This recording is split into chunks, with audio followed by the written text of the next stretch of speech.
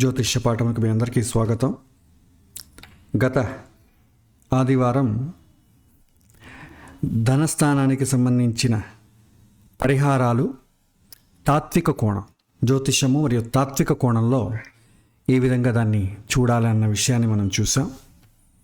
ఒకసారి పునఃస్మరణ చేసుకున్నట్టయితే పరిహారాల్లో రెండు రకాలు: తాత్కాలికమైనటువంటి పరిహారాలు, శాశ్వతమైనటువంటి పరిహారాలు. మనిషి దుఃఖంలో ఉన్నప్పుడు అతనికి ఒక సమస్య గురించి కానీ దేనికైనా వివరణ తాత్విక కోణంలో చెప్పడం చాలా కష్టం. ఎందుకంటే అతను సమస్యలో దుఃఖభరితుడుగా ఉంటాడు కాబట్టి మనస్సు ఆ విషయాల్ని స్వీకరించడానికి ఇష్టపడదు. అప్పుడేం చేస్తాం? తాత్కాలికమైన పరిహారాన్ని ఇచ్చి మనస్సును శాంతింపజేస్తాం. అంటే గతంలో పూర్వకాలంలో ఏం చేసేవారంటే, ఫ్యామిలీ పౌరోహితుడు ఒకడు ఉండేవాడు. అది వాళ్ళ ఇంట్లో ఆ ఏమి జరిగినా కూడా ఆయనే చూసుకునేవాడు. ఆయనే వచ్చి ఇంట్లో గుర్తు చేసేవాడు. అయ్యా, మీ తండ్రి గారు ఆబ్దికం ఇలా ఉంది, ఎప్పుడు చేస్తున్నారు, ఎక్కడ చేస్తున్నారు, ఏంటి. ఆయనే వచ్చి అందరినీ గుర్తు చేసేవాడు. వైద్యుడు అతనే, పౌరోహితుడు అతనే, జ్యోతిషుడు అతనే. అన్నీ ఇలా కుటుంబాలు బ్రాహ్మణుడిని లేదా పౌరోహితుడిని పోషించేవన్నమాట. అప్పుడు ఏమవుతుందంటే, ఏవైనా సమస్య వచ్చినప్పుడు, చాలా దుఃఖంలో ఉన్నప్పుడు తక్షణంగా వారు తాత్కాలికమైనటువంటి పరిహారం చెప్పేవారు. ఇలా ఈ గుడికి వెళ్ళిరా, ఈ పూజ చేయి, ఇన్ని రోజులు ప్రదర్శనం చేయి, ఈ స్తోత్రం చదువు చెప్పేవారు. ఇది చదివిన తర్వాత ఒక వారం తర్వాత రా, మళ్ళీ నేను నీకు చెప్తాను అనేవారు. పరిహారం ఇచ్చి వాళ్ళు చేసిన తర్వాత కొద్దిగా మనస్సు ప్రశాంతమైన తర్వాత దానికి సంబంధించిన మార్గోపదేశం చేసేవారు. ఇంకొకసారి ఆ సమస్య రాకుండా శాశ్వతమైనటువంటి పరిష్కారాన్ని ఇచ్చేవారు. ఇది గతంలో జరిగేది. ఇప్పుడు అలాంటివి లేవు. ఇప్పుడు ఒకసారి జ్యోతిష్ దగ్గరికి వచ్చాడంటే ఇంకా మళ్ళీ రావడం అనేది ఉండదు. మనం ఇది చెయ్యండి తర్వాత రండి అన్నాం అనుకోండి, జ్యోతిషుడికి ఏమి రాదు అంటారు. ఇంకో జ్యోతిష్ దగ్గరికి వెళ్తారు.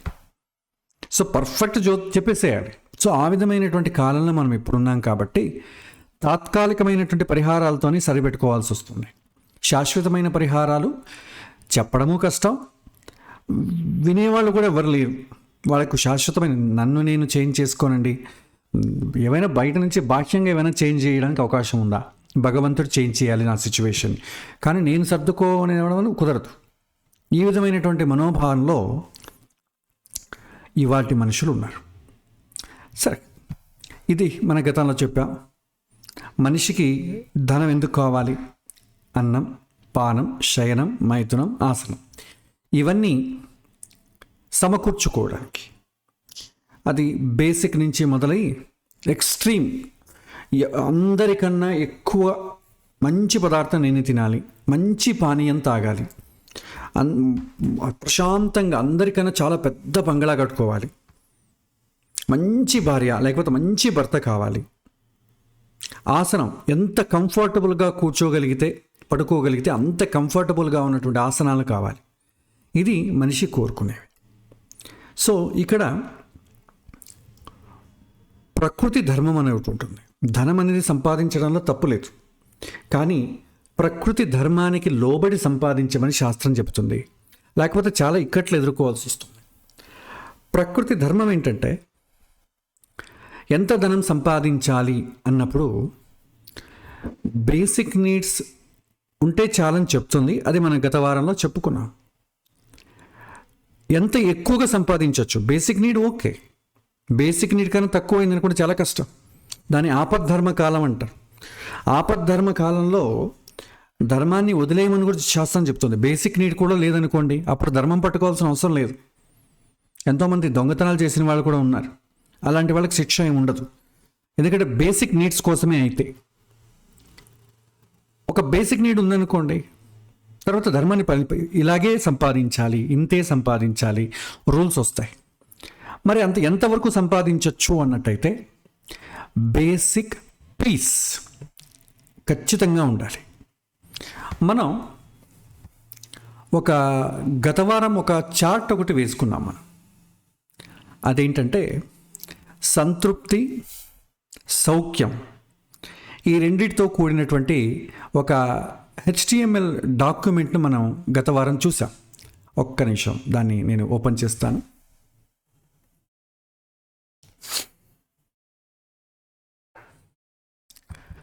మీరు ఇక్కడ ఈ చార్ట్లో చూడొచ్చు. మన కంఫర్ట్ అనేది మినిమం బేసిక్ ఉన్నట్టయితే మనకు సాధనకైతే 100% సహకరిస్తుంది. ఇది బేసిక్ కంఫర్ట్.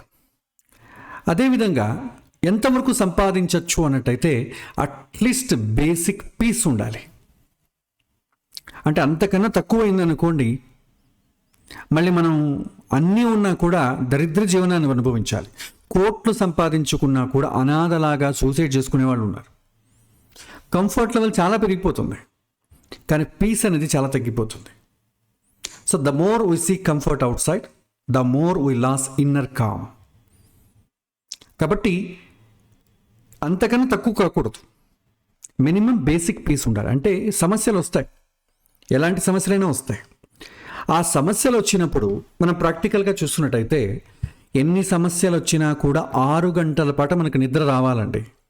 అలా వచ్చిందనుకోండి, బేసిక్ పీస్ ఉంది అని అర్థం. మామూలుగా సమస్యలు వస్తే ఏమవుతుందంటే ఒక్కటే నిద్ర పడదు. నిద్ర పట్టిన 1 గంట 2 గంట మళ్ళీ మెలకు వచ్చేస్తుంది. కొంతమందికి కలలే మెలకు లేపేస్తాయి అన్నమాట. ఏదో పీడకలలు రావడం. పీడకలాలు మనిషి చేసుకున్న సంస్కారాన్ని బట్టే వస్తాయి. కొన్ని అనుభవించడానికి బయట బాహ్య సిద్ధంగా లేనప్పుడు భగవంతుడు అంతరంగంలో అనుభవించడానికి అవకాశం కూడా ఇస్తాడు. సో చాలామందికి నిద్ర రాదు. మినిమం ఎవరికైతే 6 గంటలు ప్రశాంతంగా నిద్ర పడుతుందో, ఏవైనా సమస్యలు వచ్చినప్పుడు పర్లేదులే అడ్జస్ట్ చేసుకుందాం, నెక్స్ట్ టైం చూద్దాం, సరే ఏం చేద్దాం, మన చేతిలో ఏముంది, అంత దైవలీల, మనం చేయగలిగింది మనం చేద్దాం, ఆ తర్వాత పైవాడి ఇష్టం, మనం చేసేది ఏముంది రాకపోతే, ఇలా ఎవరైనా అనుకోగలిగితే, అనుకొని ప్రశాంతంగా ఉండగలిగితే వాళ్ళకి బేసిక్ పీస్ ఉంది అని అర్థం. మినిమం ఒకరోజు భోజనానికి కావాల్సినటువంటి ఉన్నట్లయితే, ఈ రోజుకి ఎంత కావాలో అంత ఉంది అన్నట్లయితే దట్ ఈస్ బేసిక్ నీడ్. మనిషికి దీనికన్నా తక్కువ కాకూడదు. అంతకన్నా తక్కువైంది అనుకోండి, బేసిక్ నీడ్, శారీరకంగా సౌఖ్యం తక్కువైంది అనుకోండి, మనిషి రోగాల బారిన పడతాడు, శరీరం నిలబడదు.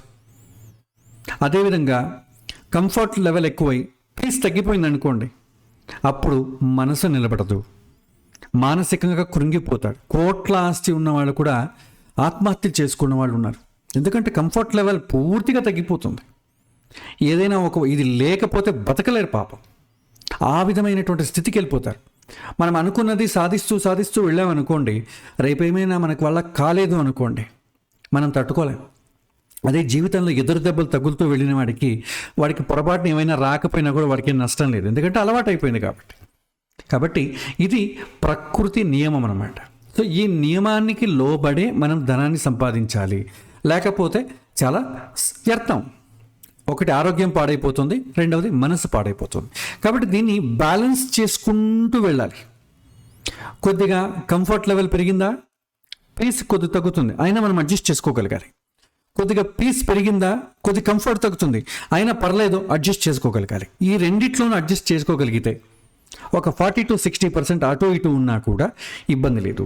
కంఫర్ట్ 40%, పీస్ 60%, లేదా కంఫర్ట్ 60%, పీస్ 40%.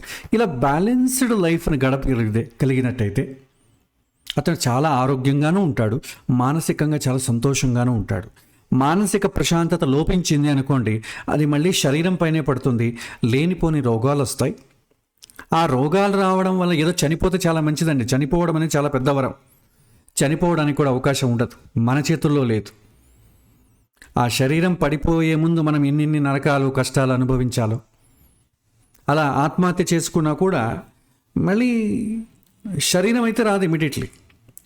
చాలా ఉన్నాయి. సో ప్రకృతి నియమానికి లోబడి మనం ధనం సంపాదించాలి అనేది చాలా ముఖ్యంగా చెప్తుంది. దానికి ఏ వృత్తి అయినా మీరు ఎంచుకోండి. సో మనం గత వారం వృత్తుల గురించి చెప్పుకున్నాం. వృత్తి, అమృత వృత్తి, మృత వృత్తి, ప్రమృత, సత్యానృత, శ్వవృత. ఏ వృత్తి మీకు అనుకూలంగా ఉంటుందో మీరు ఎంచుకోవచ్చు. తర్వాత ఇక గత వారం పాఠంలో మనం చెప్పుకున్నది ద్వితీయము ఏకాదశ స్థానానికి త్రికోణ సంబంధం వచ్చిందనుకోండి, అతనికి బేసిక్ నీడ్ ఉంటుంది, హైయెస్ట్ కంఫర్ట్ లెవెల్ ఉంటుంది.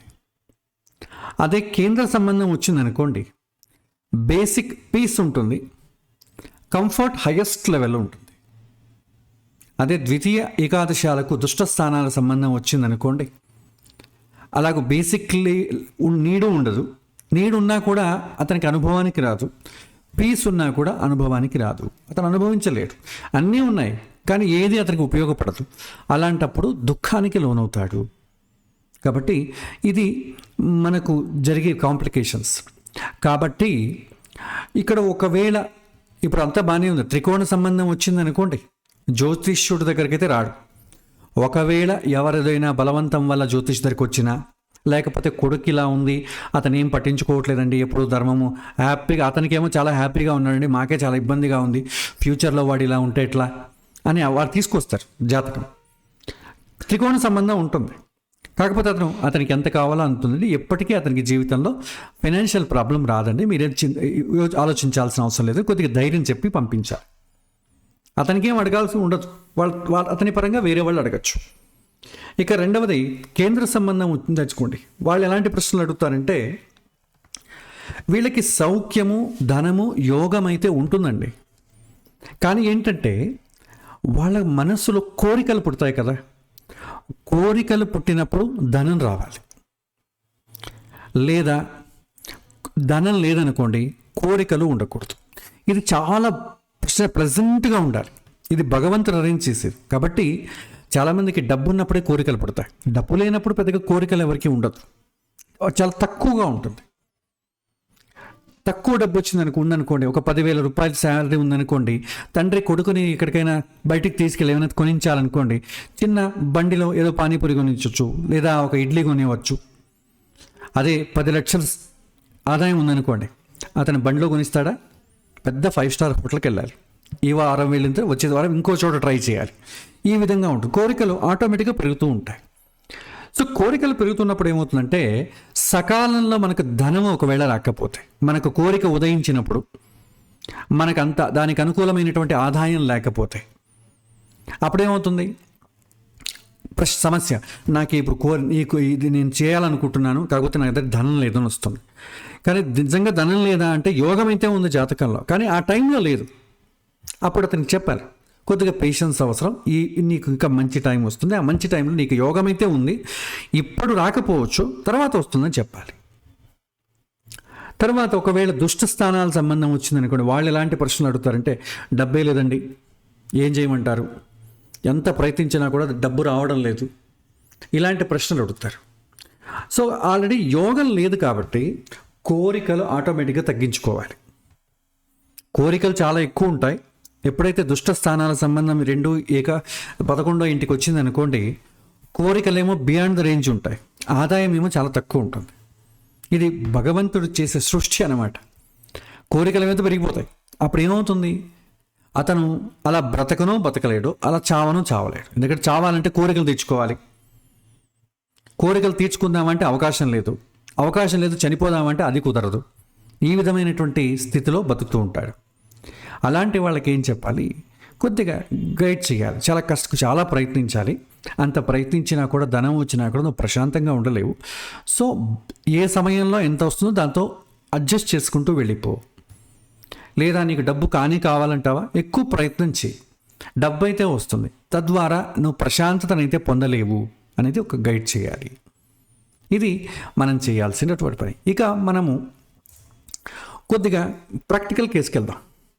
సో ఎవరో వచ్చి ప్రశ్న అడుగుతారు, అప్పుడు మనం ఏం చేయాలి అన్నట్టయితే, మొదట ఏం చేయాలి? జాతకంలో యోగం ఉందా లేదని మొదట చూడండి. సో యోగం ఉందా లేదని చూడండి. ఎలా చూస్తాం? కేంద్ర త్రికోణ సంబంధం వచ్చిందనుకోండి, యోగం ఉంది. కేంద్ర సంబంధము, శుభగ్రహాల సంబంధం వచ్చిందనుకోండి, దేనికి? ద్వితీయానికి, ఏకాదశ స్థానికి యోగం అయితే ఉంది. శుభగ్రహాల సంబంధం లేదు, పాపగ్రహాల సంబంధం వచ్చిందనుకోండి, అవయోగం ఉంది.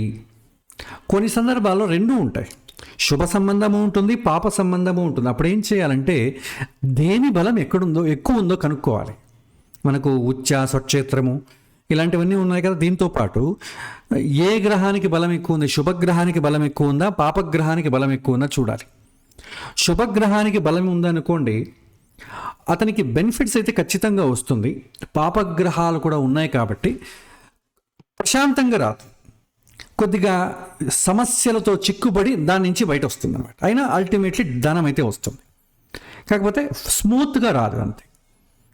ఒకవేళ పాపగ్రహాలు బలంగా ఉన్నాయి, శుభగ్రహాలు బలహీనంగా ఉన్నాయి అనుకోండి, అయినా రెండు సంబంధాలు ఉన్నాయి, అప్పుడేం చెప్పచ్చు, ప్రయత్నం అయితే ఖచ్చితంగా చేస్తాడు, అల్టిమేట్లీ డబ్బు అయితే వస్తుంది.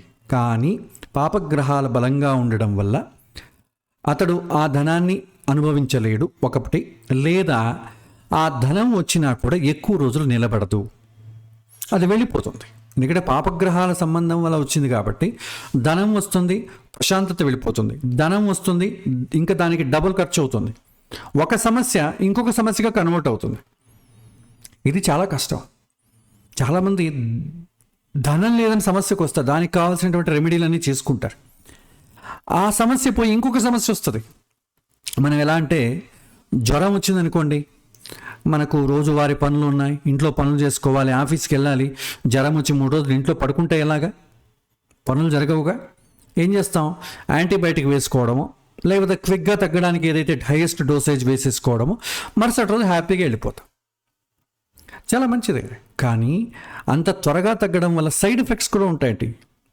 యాంటీబయాటిక్స్ ఎక్కువ వాడామనుకోండి, ఇమ్యూనిటీ పవర్ తగ్గిపోతుంది, నెక్స్ట్ టైం దానికన్నా ఎక్కువ డోసేజ్ వేయాలి. ఇలా వేసుకుంటూ కెమికల్ టాబ్లెట్ వాడుతూ ఏమవుతుంది, క్యాన్సర్ కూడా దారితీస్తుంది. అంటే ఒక సమస్య ఇంకొక సమస్యగా దారితీసినట్టు, ఒకవైపు ఏమో ఆదాయం వస్తుంది, దాన్ని సద్వినియోగం చేసుకోకపోతే ఇంకో వైపుగా సమస్య వస్తుంది. ఒక కడవలో ఒక చోట ఏదైనా ఫోల్ పడింది అనుకోండి, ఒక చేత్తో మూసామంటే ఇంకో చోట ఓపెన్ అవుతుంది, దాన్ని మూసామనుకోండి ఇంకో చోట ఓపెన్ అవుతుంది, ఆ ప్రెషర్కి. ఆ విధంగా మనిషి జీవితం అవుతుంది. కాబట్టి మొదట ధనయోగం ఉందా లేదో చూసుకోండి. తర్వాత యోగం ఉన్నట్టయితే ఆ యోగము ఆపరేట్ అవ్వాలి. ఎప్పుడు వస్తుంది, ఎందుకంటే జాతకంలో చాలా యోగాలు ఉంటాయండి, కానీ అన్ని యోగాలు ఒకేసారి వర్క్ అవ్వదు, ఒక్కొక్క టైంలో ఒక్కొక్క యోగం వర్క్ అవుతుంది. సో ఇతనికి కోరిక పుట్టినప్పుడు ఆపర్చునిటీ రావాలి. ఆ గ్రహం ఏదైతే యోగం ఇస్తుందో, ద్వితీయాధిపతి కానీ ఏకాదశ స్థానాధిపతి కానీ, అతని టైం ఆపరేట్ అవ్వాలి. అతని కోరిక ఉదయించినప్పుడే ఈ దశ కూడా ప్రారంభం అవ్వాలి. లేదా అతనికి యోగం అయితే ఎప్పుడైతే ఉంటుందో అప్పుడే కోరిక మొదలవ్వాలి, అప్పుడు ఏం ప్రాబ్లం లేదు. సో అప్పుడు మనం ఇది చూడాలంటే మనం ఏం చేయాలంటే దశ అని చూస్తామండి. ఇది నెక్స్ట్ స్టేజ్. మనం ఇంకా జాతకాన్ని, యోగాన్ని మనం చూసే పద్ధతిలోనే స్టేజ్లోనే ఉన్నాం. నెక్స్ట్ దశ గురించి చెప్పాలి, అది నెక్స్ట్ క్లాస్లో మనం దాన్ని చేద్దాం. సో దశ అంటే ఏంటంటే ఆపర్చునిటీ, మీకు ఆపర్చునిటీ రావాలి. అది వచ్చిందనుకోండి, మీకు కోరిక పుట్టింది, అవకాశము వచ్చింది, రెండు ఒకేసారి అవుతుంది. దశ రాలేదనుకోండి, కోరిక ఏమో పుట్టేసింది కానీ అవకాశం అయితే ఇంకా రాలేదు, అప్పుడేమవుతుంది, నిరీక్షణ, ఎప్పుడు వస్తుంది, అప్పుడు మనం జ్యోతిష్ దగ్గర పరిగెత్తాం. కాబట్టి మంచి దశ ఆపరేట్ అవుతుందో లేదో చూడాలి. మూడవది బలం ఉండాలి, గోచార బలం ఉండాలి. సామాన్యంగా చాలామంది ధన సమస్యల్లో ఉన్నామని అడుగుతూ ఉంటారు కదా, మనం సింపుల్గా వాళ్ళకి ఆన్సర్ చెప్పాలంటే గురుబలం అనేది చూడాలి. సో గురుబలం అనేది జ్యోతిష్యంలో కామన్ అండి. శుభకార్యాలు జరగాలన్నా, మంచి టైం రావాలన్నా, ఎస్పెషలీ గురువు ధన కారకుడు కాబట్టి గురుబలం ఉంటేనే చాలా సమస్యలు, మనకు ఆర్థిక సమస్యలు నెరవేరుతాయి. ఈ గురుబలం యొక్క ఒక స్పెషాలిటీ ఏంటంటే, గురుబలం ఉందనుకోండి, అవకాశం ఒకవేళ లేదు కానీ గురుబలం అయితే ఉంది, దశ అయితే ఆపరేట్ కాలేదు కానీ గురుబలం ఉందనుకోండి, ఒకటి అవకాశం ఉంటే మీకు దానికి సంబంధించిన యోగాన్ని మీకు ఇచ్చేస్తుంది, అవకాశం లేదనుకోండి మీ కోరికను చంపేస్తుంది. రెండూ కూడా సాల్వ్ అయినట్టేగా. అవకాశం వస్తే మంచిది, అవకాశం రాలేదనుకోండి మీలో ఉన్నటువంటి ఆ కోరికను తీసేస్తుంది, అప్పుడు మీరు ప్రశాంతంగా ఉంటారు. సో గురుబలము అంటే పుణ్యబలము. గురువు పుణ్యానికి కారకుడు, శాంతికి కారకుడు, సౌఖ్యానికి కారకుడు. కాబట్టి గురుబలం వచ్చిందంటే మన మనసు ప్రశాంతంగా ఉంటుంది అని అర్థం. మీకు యోగం రానివ్వండి లేకపోనివ్వండి, కానీ గురుబలం వచ్చిందంటే ప్రశాంతంగా ఉంటుంది. కాబట్టి చాలా విషయాల తాత్కాలికమైనటువంటి సమస్యలంతా కూడా గురుబలం వస్తే క్లియర్ అయిపోతాయి. కాబట్టి ఎవరైనా ఏమైనా ప్రశ్న అడిగారనుకోండి, ఎప్పుడో మనం ఏదో ఫంక్షన్లో ఎవరైనా కలిసి ఉంటాం, ఏంటయ్యా జ్యోతిష్యం నేర్చుకుంటున్నావు అంటే అవునండి అంటే మాకు కూడా కాస్త జాతకం చెప్పరాదు అంటారు. అప్పుడేం చేయాలి? చెప్పాలి, ఏదో వచ్చింది సింపుల్గా చెప్పాలి. లేదండి మీరు మా ఇంటికి వస్తే నేను చూసి చెప్తానండి జాతకం వేయాలంటే, ఇప్పుడు చెప్పవయా నీకు ఎంత వస్తే అంత అని అడుగుతారు, ఉన్నట్టుండి అడుగుతారు, ఇన్స్టంట్గా చెప్పాల్సి వస్తుంది. అప్పుడేం చేయాలి? గురుబలం ఉందా లేదని చూసి జస్ట్ చెప్పచ్చు. ఎందుకంటే ప్రశాంతత ఉందా లేదా, ఎందుకంటే అతని కోరిక ఉదయించింది అనుకోండి, ప్రశాంతంగా ఉండాలంటే కోరిక తీరాలి లేదా కోరిక వెళ్ళిపోవాలి. ఈ రెండు ఉంటేనే ప్రశాంతత అవుతుంది. ఏదైనా మంచిదేగా, తీరినా మంచిదే, తీరకపోతే కోరిక వెళ్ళిపోయినా మంచిదే, పర్లేదండి అప్పుడేదో ఇష్టపడ్డాం ఇప్పుడేమో అవసరం లేదంటారు చాలామంది. కాబట్టి గురుబలం అనేది చాలా ఖచ్చితంగా చూస్తా. జనరల్గా ఎవరైనా నా టైం ఎలా ఉందని అడిగినా, లేదా శుభకార్యం ఎందుకో ఇంకా కావట్లేదండి అని అడిగినా, లేదా ఆర్థిక సమస్యలు ఎప్పుడు తీరుతాయని అడిగినా, జనరల్గా మీరు చూడాల్సింది ఏంటంటే గురుబలం చూసి చెప్పాలి. అది ఆర్థిక విషయాల్లో అయితే ఎక్కువ చెప్పాలి. సో ఇప్పుడు ప్రస్తుతానికి మనం రెమెడీస్ టాపిక్లో ఉన్నాం కాబట్టి గురుబలం అనేది ఒకటి చెప్పి మనం ముందుకెళ్దాం. ఎందుకంటే గురుబలం అనేది గోచారము అనే పాఠంలో చెప్పాలి. కాకపోతే ఇప్పుడు మనం రెమెడీ చెప్పాలంటే మొదట మనకి ఏదో తెలియాలిగా. సో కాబట్టి కొద్దిగా గురుబలం గురించి మాత్రం మనం చెప్పుకొని ముందుకెళ్దాం. సో గురుబలము అంటే ఏంటి అన్నట్టయితే, గురువు పుణ్యానికి కారకుడు, ప్రశాంతతకు కారకుడు, జ్ఞానానికి కారకుడు, సంతృప్తికి కారకుడు, ఇవన్నీ వస్తాయి. గురువు యొక్క బలము ఎక్కువ ఉంది, గోచారంలో ఆపరేట్ అవుతుంది అంటే ఆ టైంలో మీ మనసు ప్రశాంతంగా ఉంటుంది. అంటే కోరికలు లేకుండా ఉండడం, కోరికలు తీరడం రెండు కూడా అవకాశాలు ఉంటాయి. సో అలాంటిది గురుబలం ఉందా లేదా అని ఎలా తెలుస్తుంది అన్నట్టయితే మొదట గురుబలం గురించి మనం నేర్చుకుందాం. సూత్రం ఏంటంటే, మనం ఏదో ఒక రాశిలో పుట్టుంటాంగా, జన్మరాశి అంటాం. పుట్టినప్పుడు జాతకంలో చంద్రుడు ఏ రాశిలో ఉన్నట్టయితే ఆ రాశి అతని జన్మరాశి అవుతుంది. పుట్టినప్పుడు జాతకంలో చంద్రుడు ఏ రాశిలో ఉన్నాడో చూసుకోండి, అది జన్మరాశి. దాన్ని మనం నోట్ చేసుకోవాలి. తర్వాత ఇప్పుడు గురుబలం ఉందా లేదా, ప్రజెంట్. సో ప్రజెంట్ గురించి కానీ రేపటి ఫ్యూచర్ గురించి కానీ ప్లానెట్స్ ఎక్కడెక్కడ ఉన్నాయి అన్నట్టయితే దాన్ని గ్రహచారము. గ్రహచారం అంటే గ్రహాలు ప్రయాణించడం, ట్రాన్సిట్ అంటే ప్రయాణించడం, దాన్ని గ్రహచారము అని అంటారు, లేకపోతే గోచారము అంటారు. చాలామంది దీన్ని వ్యవహారంలో వాడతారు. వాడి గ్రహచారం ఏం చేద్దాం అంటే, గ్రహచారం అంటే గ్రహాలు తిరుగుతున్నాయి కదా, ప్రస్తుతం అనుకూలము లేదు, ప్రతికూలంగా ఉంది అని అర్థం. దాన్ని వాళ్ళని సింపుల్గా వాడి గ్రహచారం, నాకేం పట్టింది గ్రహచారం అని అంటుంటారుగా, నాకేం అంత కష్టం పట్టింది ఇలాగా వ్యవహారంలో కూడా చాలామంది వాడేస్తుంటారు. సో గోచారం అన్న గ్రహచారం అన్న గోచరం అవ్వడం, ఎప్పుడు అది గోచరిస్తుంది ఆ సందర్భంలో కూడా దీన్ని పేరును వాడతారు. సో అంటే ప్రజెంట్ కానీ ఫ్యూచర్కి కానీ సంబంధించింది. సూత్రం ఏంటంటే, జన్మరాశి నుంచి గోచారంలో, ప్రజెంట్ కానీ ఫ్యూచర్ కానీ గోచారంలో మన పుట్టినటువంటి జన్మరాశి నుంచి గురువు ఏ రాశిలో ఉన్నాడో మనం లెక్క పెట్టాలి. ఆ రోజు గురువు ఏ రాశిలో ఉన్నాడు లెక్క పెట్టామనుకోండి, 2, 5, 7, 9, 11 వస్తే అతనికి గురుబలం ఉన్నది అని అర్థం. లేదనుకోండి గురుబలం లేదు అని అర్థం. సో ఇప్పుడు అలా మనం చూద్దాం. ఇవాళ రోజున వేస్తే ఇవాళ గురువు మనకు మిథున రాశిలో ఉన్నాడండి. ఇది చాలా సులభం. ఏంటంటే గురువు ఎక్కడున్నాడని చెప్పుకోవడం చాలా సులభం, ఎందుకంటే ఒక సంవత్సరానికి ఒకసారి మారుతుంది. కాబట్టి ఒక సంవత్సరం రోజుల్లో ఎవరికి గురుబలం ఉంది ఎవరికి లేదని తెలుసుకోవచ్చు. ఇప్పుడు మనం చూద్దాం. సపోజ్ ఎవరైనా మేషరాశిలో పుట్టారనుకుందాం, జన్మరాశి మేషరాశి. ఇక్కడి నుంచి మీరు కౌంట్ చేయండి, 1, 2, 3. సో గురువు ఉన్నటువంటి రాశి వరకు కౌంట్ చేయాలి జన్మరాశి నుంచి. అలా కౌంట్ చేస్తే మేషరాశికి 3 వస్తుంది. 3 ఈ లిస్ట్లో ఉందా? లేదు, కాబట్టి గురుబలం లేదు. వృషభ రాశి తీసుకోండి, ఇక్కడి నుంచి కౌంట్ చేస్తే 2 అవుతుంది. సో గురుబలం ఉంది కాబట్టి మనం గ్రీన్ మార్క్ వేసాం. నెక్స్ట్ మిథున రాశిలో తన రాశిలోనే ఉంది కాబట్టి గురుబలం లేదు, ఎందుకంటే ఈ నెంబర్ లేదు కాబట్టి. 1 ఉన్నట్టయితే పర్లేదు, లేదు. అదే కర్క రాశికి 12వ ఇల్లు అవుతుంది, గురుబలం లేదు. సింహరాశి నుంచి మనం ఇలా కౌంట్ చేస్తే 11వ ఇల్లు అవుతుంది. సో లిస్ట్లో 11 ఉంది కాబట్టి గురుబలం ఉంది. తర్వాత కన్యా రాశి వారికి 10వ ఇంట్లో వస్తుంది. 10వ ఇంట్లో గురుబలం లేదు, కానీ కర్మలకు సంబంధించిన ఇల్లు 10వ ఇల్లు కాబట్టి చిన్న చిన్న పనులు జరగాలంటే పార్షియల్గా అయినా గురుబలం ఉండాలి. సంతోషము సుఖం లేకపోతే పర్లేదు, కనీసం పని జరగాలి కదా. కాబట్టి 10వ ఇంట్లో ఉన్నట్టయితే పార్షియల్గా గురుబలం ఉన్నట్టు, అంటే మీడియం. పూర్తిగా ఉందంటే లేదు, పూర్తిగా లేదంటే ఉంది, అలా యావరేజ్గా ఉందని అర్థం. తులారాశి నుంచి చూస్తే గురువు 9వ ఇంట్లో ఉన్నాడు, గురుబలం ఉంది. వృశ్చిక రాశి నుంచి 8వ ఇల్లు అవుతుంది, లేదు. ధనుసు రాశి నుంచి 7వ ఇల్లు అవుతుంది, గురుబలం ఉంది. మకర రాశి నుంచి 6వ ఇల్లు అవుతుంది, గురుబలం లేదు. కుంభరాశి నుంచి 5వ ఇల్లు, గురుబలం ఉంది. మీనరాశి నుంచి 4వ ఇల్లు అవుతుంది, గురుబలం లేదు. సో ప్రజెంట్ గురుబలం లేదు. నెక్స్ట్ ప్రశ్న ఏమవుతుంది? సో గురుబలం ఎవరికైతే ఉంటుందో వారికి మనస్సు శాంతిగా సంతృప్తిగా ఉంటుంది, అంటే వాళ్ళకి ఏదైనా కోరికలు ఉన్నట్టయితే తీరడానికి అవకాశం ఉంటుంది.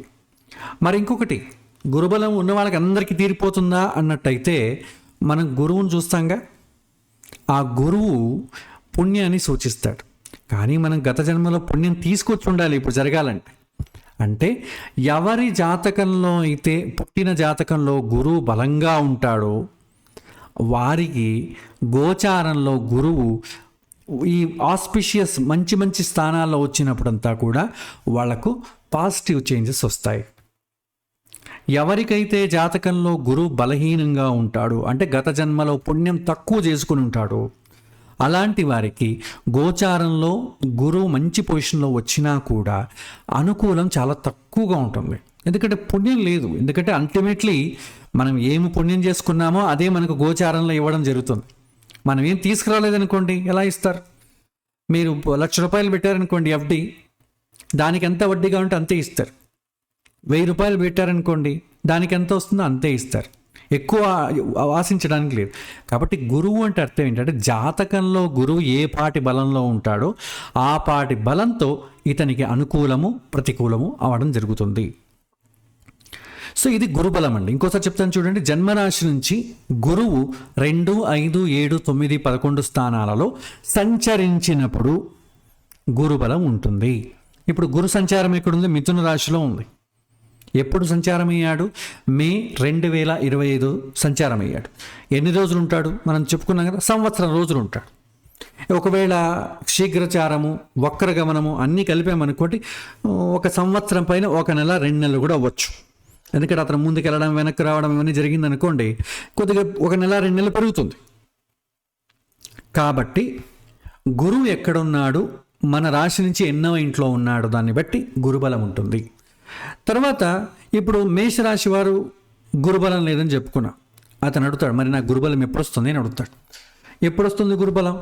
ఈ గురువు మేషరాశి వాళ్ళకు గురువు రావాలంటే ఇక్కడి నుంచి కౌంట్ చేయండి. 1, 2 ఆల్రెడీ దాటేశాడు, ఇక్కడ గురువు లేదు.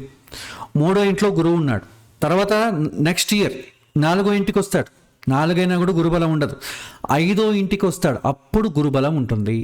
అంటే ఈ గురువు సింహరాశికి ఎప్పుడైతే వస్తాడో అప్పుడు గురుబలం ఉంటుంది. ఇప్పుడు వృశ్చిక రాశి తీసుకోండి. వృశ్చిక రాశికి 8వ ఇంట్లో గురువు ఉన్నాడు. ఎప్పుడు గురుబలం వస్తుంది? 9వ ఇంటికి రావాలి, అంటే నెక్స్ట్ రాశికి రావాలి. నెక్స్ట్ రాశికి ఎప్పుడు వస్తాడు? సంవత్సరం తర్వాత. అంటే మే 2025కి ఇక్కడికి వచ్చాడు కదా, మే 2026కి లేదా జూన్ 2026కి ఇక్కడికి వస్తాడు. నెక్స్ట్ మే 2027కి ఇక్కడికి వస్తాడు. మే 2028 ఇక్కడికి వస్తాడు. సో సంవత్సరం మీరు యాడ్ చేసుకుంటూ అందాజుగా చెప్పండి. కరెక్ట్గా చెప్పాలంటే మీరు ఏం చేయాలి? మీకు సాఫ్ట్వేర్ ఉండాలి. మీ దగ్గర ఎలాగో సాఫ్ట్వేర్ ఉంది, ప్రతి ఒక్కరికి చక్రం ఉంది కాబట్టి దాన్ని బట్టి మీరు ఎప్పుడు వస్తుందని చెప్పచ్చు. కాకపోతే ఏంటంటే మీరు సాఫ్ట్వేర్లో నావిగేట్ చేస్తూ ఉండాలి డేట్స్ ఎప్పుడు వస్తుందని. సో అలా నావిగేట్ చేసే అవసరం లేకుండా మీకు ఒక చిన్న ఎక్సెల్ ఫైల్ నేను ఇస్తానండి. ఇందులో మీకు దానికి సంబంధించిన డీటెయిల్స్ అన్నీ ఉంటాయి. ఇది చూడండి, ఒక ఎక్సెల్ ఎఫిమెరిస్ అండి. ఇందులో గ్రహం పేరు, ఆ గ్రహము ఏ రోజు సంచరిస్తుంది అనేది ఆ డేటు, ఆ గ్రహము ఎన్ని డిగ్రీలలో ఉంది అనే లాంగిట్యూడు, తర్వాత ఆ గ్రహం ఎంత స్పీడ్తో వెళ్తోంది. ఇప్పుడు మనం శీఘ్రచారము అంటాం. కొన్ని సందర్భాల్లో ఆ గ్రహం స్పీడ్గా వెళ్తుంది, కొన్ని సందర్భాల్లో స్లో అయిపోతుంది, కొన్ని సందర్భాల్లో స్టేషనరీ స్తబ్దం అయిపోతుంది, కొన్ని సందర్భాల్లో వెనక్కి తిరిగి ప్రయాణిస్తుంది. ఇన్ని చలనాలు ఉంటాయి ఒక గ్రహానికి. దాన్ని మనం ఎలా కౌంట్ చేస్తామంటే ఆ గ్రహముతో స్పీడ్ని బట్టి కౌంట్ చేస్తాం. మరి స్పీడ్ ఎలా వస్తుందండి అన్నట్టయితే, ఒక రోజు నుంచి అది ప్రయాణం చేసేటప్పుడు నెక్స్ట్ డేకి ఎప్పుడు ప్రయాణం చేసిందో నెక్స్ట్ డే లాంగిట్యూడు, ఆ రోజు లాంగిట్యూడు రెండింటిని డివైడ్ చేసి ఎన్ని రోజుల్లో ప్రయాణించిందో అన్ని రోజులు వేసినట్టయితే మీకు స్పీడ్ వచ్చేస్తుంది. ఇంకా మీకు దీన్ని గోచారం అనే పాఠంలో క్లియర్గా చెప్తాను. ఇప్పుడు మనకు అప్రస్తుతం క్యాల్కులేషన్ అనేది. కాకపోతే దీంట్లో డీటెయిల్స్ అన్నీ ఉంటాయండి. చూడండి, నేను ఇది దాదాపు 2010 నుంచి ఉందండి. ఎంతవరకు ఉందంటే ఈ డీటెయిల్స్ అన్నీ కూడా 2046 వరకు ఈ డీటెయిల్స్ ఇచ్చానండి. చూడండి, అన్ని గ్రహాలు ఎప్పుడు మారుతాయనేది 2046 వరకు ఇచ్చాను. మీకు సాఫ్ట్వేర్లో ఒక్కొక్క రోజు ఒక్కొక్క నెల మార్చుకుంటూ వెళ్ళాలంటే చాలా డిఫికల్ట్ పార్ట్. అందుకే రెడీగా మీకు డాక్యుమెంట్ ఇచ్చేస్తున్నాను. ఇందులో ఏ గ్రహము, ఇక్కడ మీకు చంద్రుడు లగ్నము రెండో లేదు కాబట్టి ఏ దేశానికైనా ఇది కామన్. ఎందుకంటే చంద్రుడు లగ్నం అయితే మీకు యాక్యురేట్గా ఎక్కడిది, ఏ దేశానికి, ఏ ప్రాంతానికి అన్నీ కావాలి. ఇక్కడ చంద్రుడు లగ్నం మాత్రం ఉండదు, సూర్యుడి నుంచి అన్నీ ఉంటాయి. సూర్యుడు, బుధుడు, కుజుడు, మిగతా అన్ని గ్రహాలు ఉంటాయి, ఒక ఎక్సెప్ట్ చంద్రుడు. ఎందుకంటే చంద్రుడు 2 రోజులకు ఒకసారి మారుతాడు. అలా వేసామనుకోండి మన డాక్యుమెంటు చాలా పెద్దదైపోతుంది. కాబట్టి అతన్ని మాత్రం తీసేస్తున్నాం. మిగిలిన అన్ని గ్రహాలని నేను ప్రొవైడ్ చేసి మీకు ఇస్తున్నాను. ఇప్పుడు చూడండి, నేను జనవరి వేసాను కదా, ఇక్కడ మీరు ఫిల్టర్ చేసుకోవచ్చండి. ఇక్కడ ఫిల్టర్ అని ఒక బటన్ చూడండి. ఈ బటన్ ద్వారా మీకు ఏ సంవత్సరం కావాలని కూడా మీరు పెట్టుకోవచ్చు. ఏ సంవత్సరం కావాలి, ఏ సంవత్సరం అక్కర్లేదని కూడా మీరు టిక్ మార్క్ పెట్టుకున్నట్టయితే ఆ సంవత్సరం మీకు డిస్ప్లే చేస్తుంది. సో మొత్తానికి గ్రహము ఏ డేట్లో సంచరిస్తోంది, డిగ్రీలు ఎంత, స్పీడ్ ఎంత, డైరెక్షన్ ముందుకు పోతుందా వెనక్కి పోతుందా, ఫార్వర్డ్ అంటే ముందుకండి, రివర్స్ ఆర్ అంటే రెట్రోగ్రేడ్ వెనక్కి ప్రయాణిస్తుంది. ఏం చేంజ్ అవుతుంది, సూర్యుడు ఒక పాదం చేంజ్ అవుతున్నాడు, రెండో పాదం చేంజ్ అయింది, నెక్స్ట్ మళ్ళీ పాదం చేంజ్. ఈ సూర్యుడు చూడండి, శుక్రుడు, అన్ని గ్రహాలు ఇచ్చాను కదా. ఇక్కడ మీరు ఏం చేయొచ్చు అంటే ఏ గ్రహం కావాలంటే పర్టికులర్గా ఆ గ్రహమే తీసుకోవచ్చు. నేను ఇప్పుడు గురుగ్రహం కదా మనం మాట్లాడుకుంటున్నాం. ఇక్కడ ఈ బటన్ ప్రెస్ చేసి గురువును మాత్రం పెట్టుకోండి, మిగిలిన టిక్ మార్కులు తీసేయండి. సో గురువు మాత్రం పెడతానండి. ఇప్పుడు గురువు మాత్రం చూపిస్తాను చూడండి. గురువు 5 చూడండి, మనకి ఎప్పుడు ప్రయాణించిందంటే 20 మార్చ్ 2025 గురుగ్రహం. ఆ లాంగిట్యూడ్ వచ్చి 50 డిగ్రీలండి. స్పీడ్ వచ్చి 0.13. మైనస్ చూపించిందంటే వెనక్కి వెళ్తుందని అర్థం.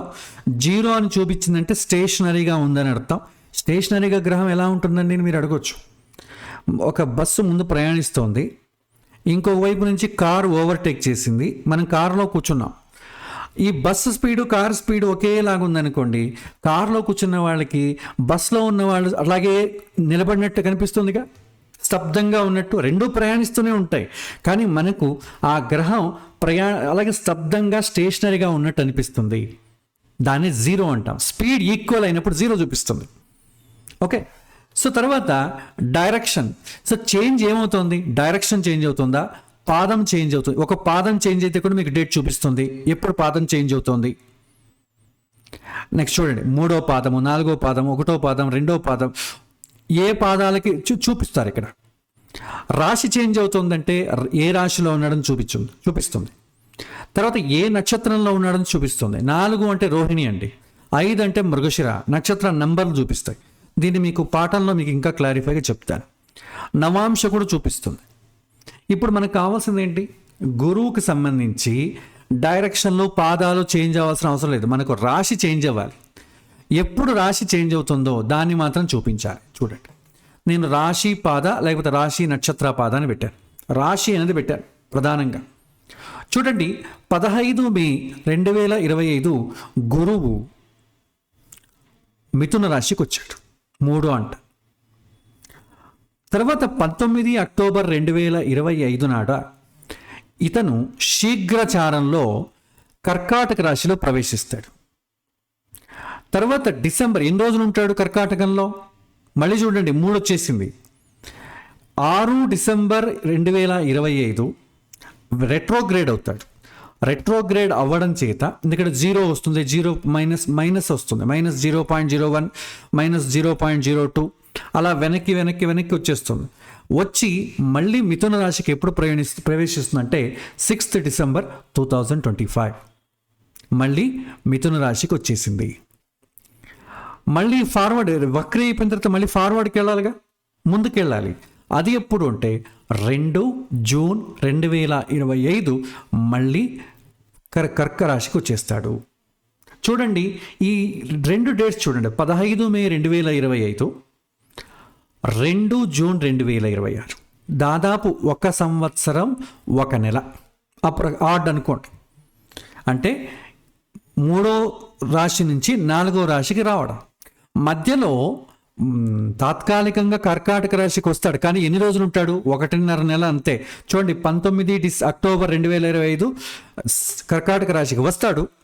మళ్ళీ 6 డిసెంబర్ 2025కి మళ్ళీ కర్కాటక రాశికి వచ్చేస్తాడు. అంటే 1.5 నెల మాత్రమే ఉంటాడు శీఘ్రచారం వల్ల. దాన్ని మనం కన్సిడర్ చేయము. ఓకే, సో కాబట్టి 1 సంవత్సరం రోజులు ఉంటాడండి. మళ్ళీ చూడండి జూన్ 2కి మళ్ళీ మీకు కర్కాటక రాశికి వస్తాడు. 31 అక్టోబర్ 2026 మళ్ళీ సింహరాశికి వెళ్ళాడు. మళ్ళీ 25 జనవరి 2027 వక్రీ అయ్యాడు, మళ్ళీ రాశి చేంజ్ అయింది, మళ్ళీ కర్కరాశికి వచ్చేసాడు. మళ్ళీ 26 జూన్ 2027 మళ్ళీ సింహరాశికి వచ్చాడు. సో ఇలాగా ఏ రాశికి ప్రయాణిస్తున్నాడు అనేది మీకు ఈ టేబుల్లో తెలుస్తుంది.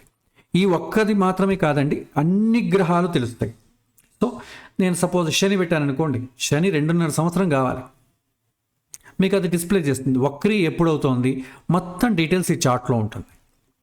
దీంతో పాటుగా మీకు గురుబలం అని ఉంటుంది చూడండి. సో గురుబలం ఒకటి ఇచ్చాను. ఇప్పుడు ఎవరెవరికి గురుబలం ఉంది మీరు ఇక్కడ గ్రీన్ మార్క్లో నేను చూపించాను చూడండి.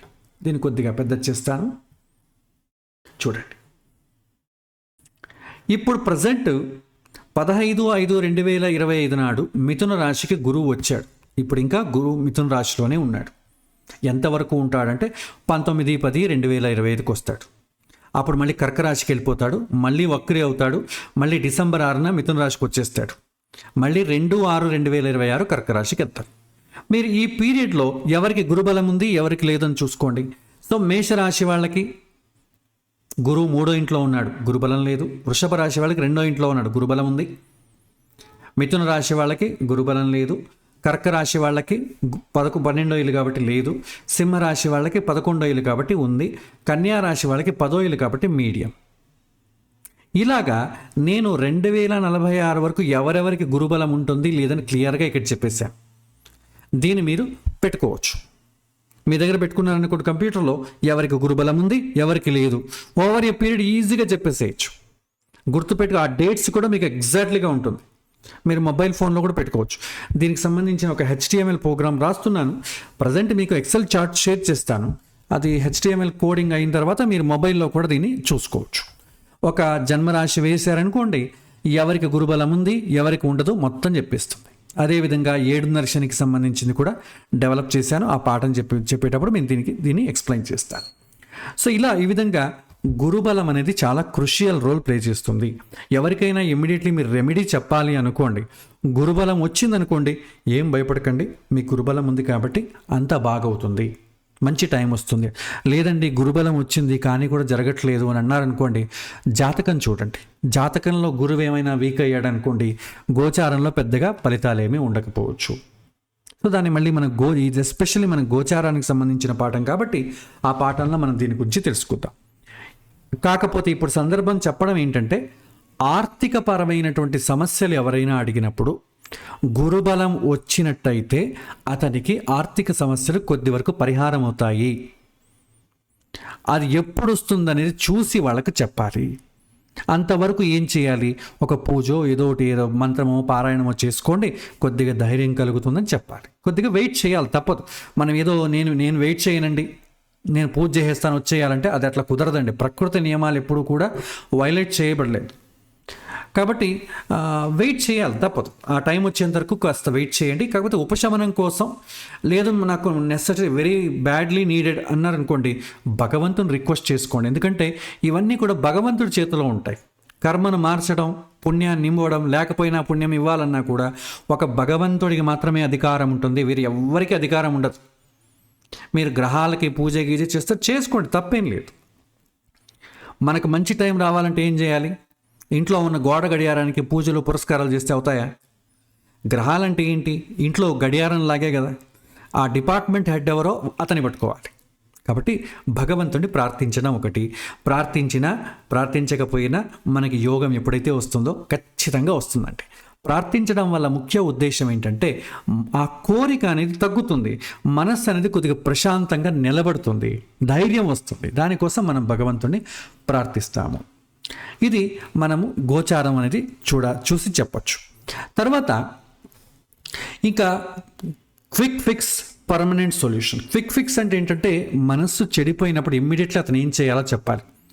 అయ్యా ఒక పూజ చెయ్యి, ఒక గుళ్ళో ప్రదక్షిణ చెయ్యి.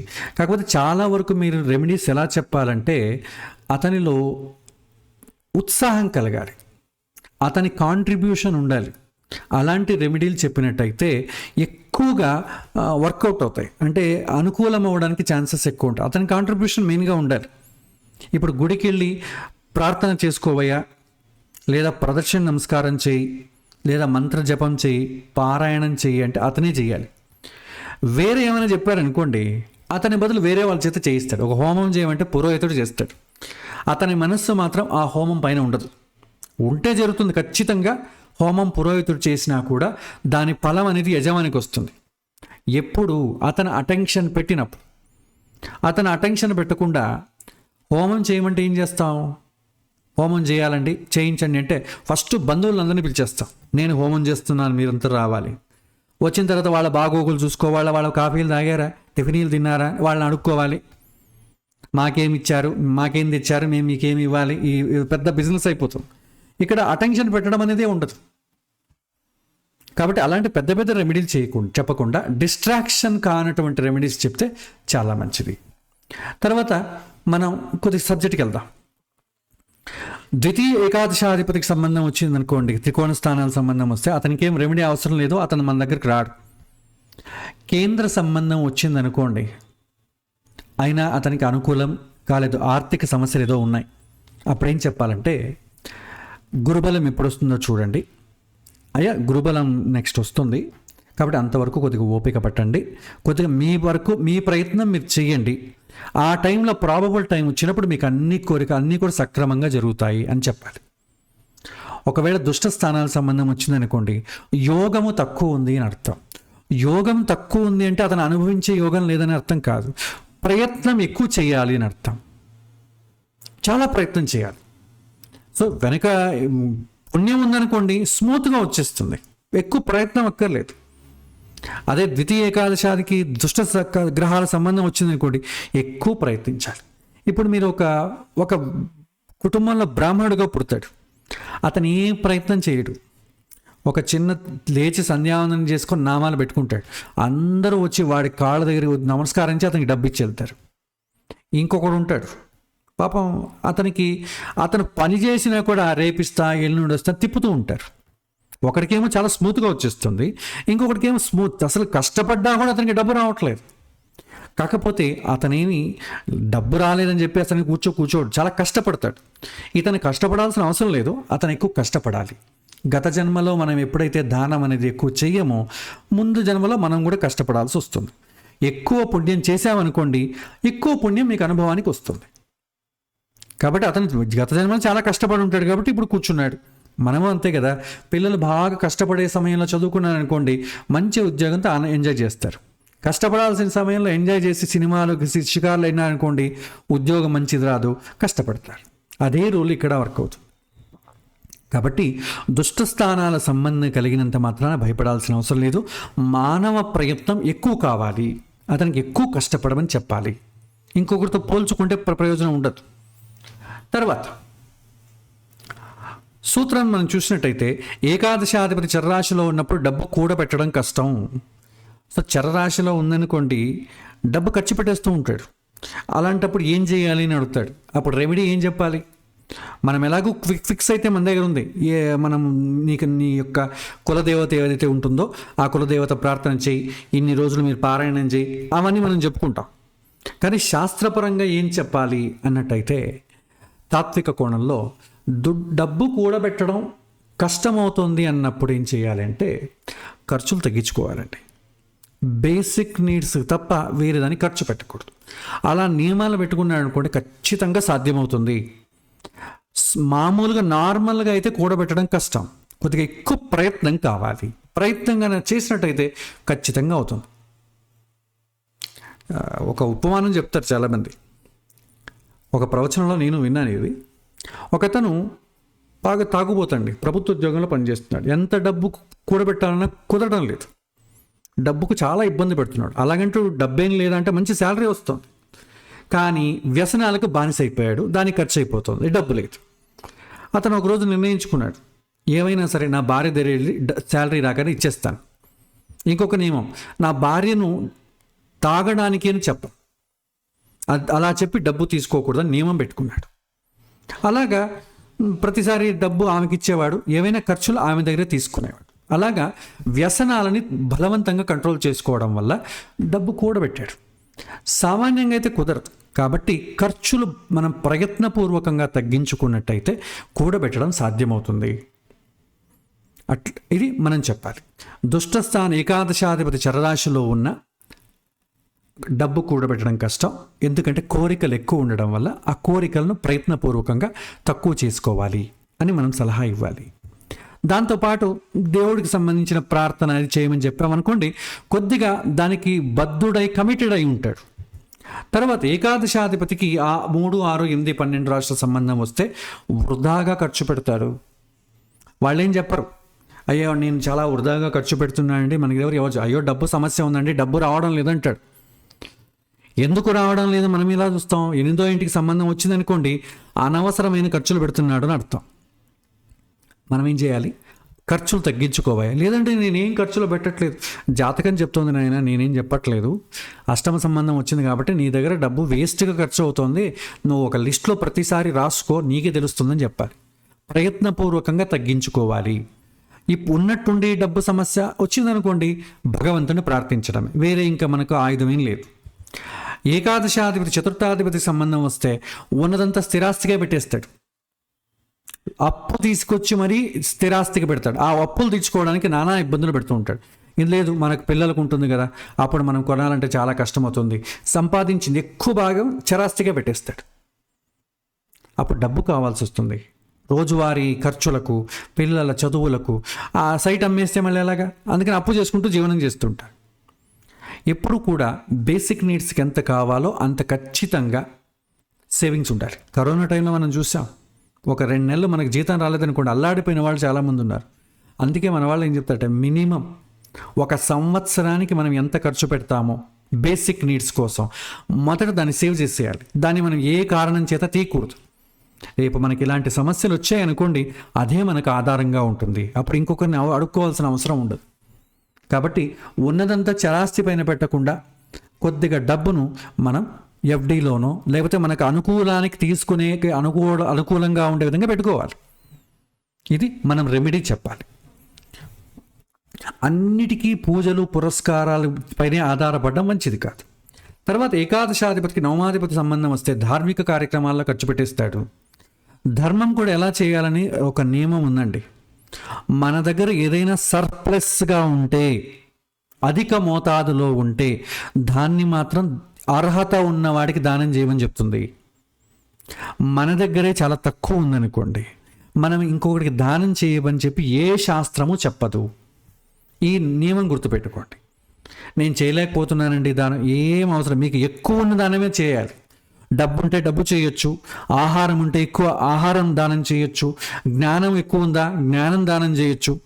డబ్బే దానం చేయమని ఏ శాస్త్రంలో చెప్పలేదు. ఏదైనా కూడా దానం చేయదు. డబ్బు ఇప్పుడు వచ్చింది, వెనకటికంతా డబ్బు లేదుగా. ఎవరో రాజులు, క్షత్రియులు, వైశ్యులు వీళ్ళు మాత్రమే డబ్బు చేసేవాళ్ళు, మిగిలిన వాళ్ళు ఎవ్వరూ డబ్బు చేసేవాళ్ళు కాదు. రైతులంతా కూడా బ్రాహ్మణులకు దానం చేసేవాడు. వాళ్ళు పండించిన కూరగాయలు కానివ్వండి, ఏదైనా చిన్న హెల్ప్ చేసి వచ్చేవాడు. ఎవరు డబ్బు ఇచ్చేవాళ్ళు కాదు. కాబట్టి ధార్మిక కార్యక్రమాలకు కూడా లిమిట్ చెప్పింది. మనకు సర్ప్లస్గా ఉన్నది చెప్పాలి, ఇవ్వాలి, అర్హత ఉన్నవాడికి ఇవ్వాలి. ఈ రెండో నియమాలను పాటించకపోతే కష్టం. సర్ప్లస్గా లేకుండా ఇచ్చామనుకోండి మన ఇల్లు గుల్లవుతుంది. అర్హతతో లేని వాడికి ఇచ్చాడనుకోండి అపాత్రదానమై వాడేమైనా వ్యసనపరుడైతే ఆ పాపం మన ఖాతాలోని పడుతుంది. కాబట్టి ఇది జాగ్రత్తగా చూసి చేయాల్సి వస్తుంది. త్రికోణ స్థానాల సంబంధం వచ్చిందనుకోండి మన దగ్గరికి ఎవరు రారు, కాబట్టి ఇబ్బంది లేదు. అష్టమ స్థాన సంబంధం వచ్చిందనుకోండి ఆకస్మిక ధనలాభం అంట. ఆకస్మికంగా డబ్బు అయితే ఉంటుందండి, కానీ అతనికి తృప్తి అయితే ఉండదు. ఎందుకంటే అనుభవించలేడుగా. ఇప్పుడు షుగర్ వచ్చిందనుకోండి ఎంతైనా తింటూ ఉంటారు, కానీ వెయిట్ లాస్ అయిపోతూ ఉంటారు. ఎందుకంటే అంతా కూడా షుగర్ ఫామ్లో వెళ్ళిపోతూ ఉంటుంది. వెయిట్ చాలామంది ఉన్నటువంటి సడన్గా లాస్ అవుతూ వస్తారు. అదేవిధంగా డబ్బు ఉంది, కష్టాలు పడుతూనే ఉంటాడు అతను. ఎందుకంటే ఆకస్మిక ధనలాభం ఎప్పుడైతే వస్తుందో అది మీ ఖర్చులకు ఉపయోగపడదు. కాబట్టి మంచి నది ప్రాంతంలో ఇల్లు కట్టుకున్నాడు, తాగడానికి నీళ్ళు లేదు, ఆ విధంగా అవుతుంది అతని పరిస్థితి. కాబట్టి అష్టమ సంబంధం వచ్చిందనుకోండి ప్రయత్నపూర్వకంగా అనుభవించడం నేర్చుకోవాలి. సడన్గా బెట్టింగ్ల ద్వారా ఇన్స్టంట్ మనీ దీనిపైన ఎక్కువ ఆధారపడకూడదు. ఉన్న దాంట్లో తృప్తి పడడం నేర్చుకోవాలి. ఇది మనం చెప్పాలి. డబ్బు లేదా అంటే ఉంది, అధికంగా డబ్బు రావడం వల్లనే ఇలా ప్రాబ్లం అవుతుంది. చెప్పాలి, కొద్దిగా అర్హతతో ఉన్నవాడికి దానం చేయవయ్యా. ఆ ప్రశాంతత వస్తే ఆ ప్రశాంతత వల్ల నువ్వు కూడా ఒక ముద్ద అన్నం తినగలవు, ఇలా చెప్పచ్చు. తర్వాత 6వ ఇంటికి సంబంధం వచ్చిందనుకోండి జోదం ద్వారా డబ్బు వస్తుంది. జోదం ద్వారా వచ్చినప్పుడు ఏమవుతుందంటే భయం కూడా పుడుతుందండి. ఎందుకంటే ఇంకొకటి తలపైన చేయబెట్టి మనం సంపాదించాం కదా, రేపు మన తలపైన పెట్టి ఇంకోటి సంపాదిస్తే వెళ్ళిపోతే ఈ భయం వాళ్ళకి ఎప్పుడు డబ్బుతో పాటు ఉంటుందండి. మనం మోసం చేసి తీసుకొచ్చాం, రేపు మనల్ని మోసం చేస్తే అతను ఎవరిని నమ్మడం. మోసం చేసిన వాడు ఇంకొకరిని ఖచ్చితంగా నమ్మడు. అలాంటి వాడు శాంతిగా ఉండలేడు, ధైర్యంగా ఉండలేడు. కాబట్టి డబ్బు ఉంటుంది కానీ సుఖం అనేది ఉండదు, మనశ్శాంతి ఉండదు, నిద్ర రాదు, తద్వారా రోగాల పాలవుతాడు. ఇతడు డబ్బు గురించి డైరెక్ట్గా అడగపోయినా కూడా కష్టాలు డబ్బు గురించి చెప్పడు, వేరే విధంగా కూడా చెప్పుకుంటాడు. రోగం వచ్చిందండి, ఎంత డబ్బు ఉన్నా కూడా మనశ్శాంతి లేదు, ఈ విధంగా అంటాడు. ఇది కూడా 6వ ఇంటికి సంబంధించిన డబ్బు ఎప్పుడూ కూడా మన సుఖానికి ఉపయోగపడదు. షేర్ మార్కెట్ 6వ ఇల్లే. మీరు ఎవరికైనా అప్పిచ్చారనుకోండి అది కూడా 6వ ఇల్లే.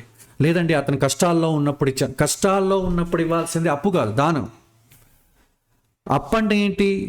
అతని కష్టం పైన మనం వాడుకోవడం. మనం ఏం ఊరికే ఇస్తామా ఏంటి? వడ్డీకి తీసుకుంటాంగా. మీరు వడ్డీ లేకుండా రుణం ఇచ్చారనుకోండి అది దానం కిందకి వస్తుంది, ఏదో సహాయం కిందకి వస్తుంది, దానం కింద కాకపోయినా మానవతా సహాయం కింద. వడ్డీ వస్తుంది అంటే ఖచ్చితంగా అది వ్యాపారం కిందే, జూదం కిందకే వస్తుంది. కాబట్టి అప్పులు, వడ్డీలు, తర్వాత యొక్క షేర్ మార్కెట్లు, దీని ద్వారా డబ్బు అయితే వస్తుందండి, అందులో ఏం కొరత లేదు. కాకపోతే ఆ డబ్బు మీకు ఉపయోగపడదు, అది వ్యసనాలకి దారి అవుతుంది. మనం వ్యసనకు పరుడు కాకపోయినా మన కొడుకు వ్యసన పరుడై మన డబ్బుని కరిగించేస్తాడు అతను. మోసాలకు మనం బానిస అవుతాం, మనల్ని ఇంకొకడు మోసం చేస్తాడు, మనశ్శాంతి కోల్పోతాం. కాబట్టి ఈ పద్ధతి మంచిది, ఈ మార్గంలో వద్దని చెప్పాలి. సాధ్యమైనంత వరకు ఈ డబ్బు మీకు ఉపయోగపడదండి, ఆరోగ్యం పాడైపోతుంది, వేరే ఏదైనా వృత్తి చేసుకోండి అని మనం గైడ్ చేయాలి. చేస్తాడా లేదని అతని ఇష్టం, కానీ గైడ్ అయితే మనం తప్పకుండా చేయాలి. సో అదే పంచమ షష్టాది కలిస్తే షేర్ మార్కెట్, జూదం, ఇవెప్పుడూ కూడా మనిషికి సంతోషాన్ని ఇవ్వవు. సో గురువు అష్టంలో ఉన్నది ఆకస్మిక ధనలాభం. ఆకస్మిక ధనలాభాలు ఎప్పుడు కూడా సంతోషాన్ని ఇవ్వవు. సో ధన సంపాదనకు కారణాలు చెప్తారు. సో రోగాల ద్వారా ధనం వ్యయం అవుతుంది. ఎక్కువ ఆకస్మికంగా డబ్బు వచ్చినా, మనం అన్యాయ మార్గంలో డబ్బు సంపాదించిన రోగాల ద్వారా ధనం వ్యయమైపోతుంది. ప్రమాదాలు, నష్ట నివారణ కోసం, రిపేర్ల ద్వారా, ఆకస్మిక సమస్యలు, ఇవన్నీ కూడా సరైనటువంటి మార్గంలో డబ్బు సంపాదించకపోతే వచ్చే పర్యవసానాలండి. ఒక్కోసారి మనకు అంత అవసరం ఉండదు, అవసరానికి మించిన మంచి మార్గమే, కానీ అవసరానికి మించి సంపాదించామనుకోండి అప్పుడు కూడా ఇవి దారిది. ఎందుకంటే ఆ డబ్బు ఎక్కడో ఎటువైపు వెళ్ళాలి కదా. ఎందుకంటే అవసరానికి మించి సంపాదించామనుకుంటే దాన్ని దానం చేయాలి. దానం చేయకుండా అలాగే పెట్టుకున్నాం అనుకోండి, అదేమి ఎక్కడో ఆపేసినట్టు అవుతాం. మనము తినము, ఇంకొకరిని తినని. కాబట్టి అది క్షేమం కాదు అందరికీ, ప్రజలకి. కాబట్టి ఈ ద్వారం, ఈ యొక్క మార్గాల ద్వారా డబ్బు అనేది బయటికి వెళ్ళిపోతుంది. ఈ విధంగా మనం చెప్పచ్చండి. ఈ పాపానికి సంబంధించిన గ్రహాలు మనకు ఈ ద్వితీయానికి, ఏకాదశానికి సంబంధించినప్పుడు ఆ డబ్బు అయితే వస్తుంది, కానీ మనం ఉపయోగించలేము. ఇది మనం వాళ్ళకి గైడ్ చేసి చెప్పాలి. మీకు డబ్బుతో ముడిపడింది కాదు, మీకు ఎంత డబ్బు వచ్చినా కూడా మీకు దాంతోపాటు ఈ సమస్యలు కూడా పెరుగుతాయని చెప్పాలి. సో ఇవన్నీ చెప్పే సందర్భంలో మనం లేకపోతే, వాడు వినే సందర్భంలో లేకపోతే సింపుల్గా క్విక్ రెమెడీ ఇవ్వండి. లేదంటే ఈ సమస్య ఉందో మీరు మీ ఇష్టదైవాన్ని ప్రార్థించుకోండి. మీ కులదైవం ఏదైతే ఉంటుందో ఆ గుడికి వెళ్ళండి. గుడికి వెళ్ళి ప్రదక్షిణ నమస్కారం చేయండి, ఒక మంగళారతి పెట్టండి, మీ సమస్యను ఆయనకు చెప్పుకోండి. ఆయన ఖచ్చితంగా మీ సమస్యను తీరుస్తారు అని చెప్పాలి. సో ఇంతవరకు మనం చెప్పచ్చు. ఇది ధనానికి సంబంధించిన విషయం అండి. ఈరోజు మనం గురుబలం గురించి నేర్చుకున్నాం. రెమెడీస్ విషయానికి వస్తే కామన్ రెమెడీ ఏంటంటే, అతడికి ఎవరైతే ఇష్టమైన దేవత ఎవరైతే ఉంటారో, కులదేవత అనేది ఇష్టదేవత కులదేవత రెండు ఒకటే అండి. ఇష్టమైన దేవతనే కులదేవతగా పెట్టుకుంటారు. మనకు ఇష్టం లేని దేవతను ఎప్పుడు మనం ప్రార్థించినా ఉపయోగం లేదు, కాన్సన్ట్రేషన్ ఉండదు. కాబట్టి ఇష్టదేవత ఎవరైతే ఇష్టమో ఆ దేవతకు సంబంధించిన పారాయణం కానీ, ప్రేమించడం, భక్తితో పూజించడం చేసినట్టయితే ఇతని మొరను ఆలకించి ఖచ్చితంగా అతనికి సహనాన్నైనా ఇస్తాడు. లేకపోతే అతనికి సహనం లేదనుకోండి, ఆ వెనక వచ్చేటటువంటి పుణ్యాన్ని కొద్దిగా ముందుకు జరిపే శక్తి భగవంతుడికి మాత్రమే ఉంటుంది, ఇంకెవ్వరికి ఉండదు. అలా అయినా కూడా చేయడానికి అవకాశం ఉంది. ఇలా మనం రెమెడీ అనేది క్విక్ ఫిక్స్ ఇవ్వచ్చు. శాశ్వతమైన పరిష్కారం కావాలంటే అతనికి తెలియజెప్పాలి. డబ్బు ఎంతవరకు వాడుకోవాలి, ఎంత సంపాదించాలి, అధికంగా సంపాదిస్తే ఏమేమి కాంప్లికేషన్స్ వస్తాయి, ఒక సమస్య నుంచి ఇంకొక సమస్యను తెచ్చుకోవద్దు. ఈ విధంగా మీరు గైడ్ చేయొచ్చు, ఒకవేళ అతను వినడానికి సహకరిస్తే. మన కర్తవ్యం ఖచ్చితంగా చేయాలి. అతను వినవచ్చు, వినకపోవచ్చు. ఎందుకంటే జ్యోతిష్యుడిగా చెప్పవలసినటువంటి ధర్మం మనది, మంచి మార్గంలో పంపించే ధర్మం మనది. వినని వినకపోయినది మనం ఏం చేయలేం కదా. సో ఇదండి ఇవాల్టి పాఠం. తర్వాత వచ్చే వారం మరిన్ని విషయాలు తెలుసుకుందాం. శ్రీకృష్ణ అర్పణమస్తు.